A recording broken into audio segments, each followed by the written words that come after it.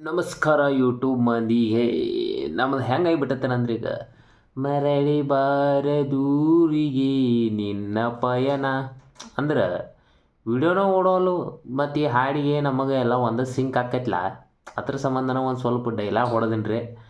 ದಯವಿಟ್ಟು ನೀವೇನರ ಈ video ನೋಡಕತ್ತೀರ subscribe ಮಾಡಿರಿ, ನಮ್ಮಂಥವ್ನು ಕೂಡ ಬೆಳೆಸ್ರಿ.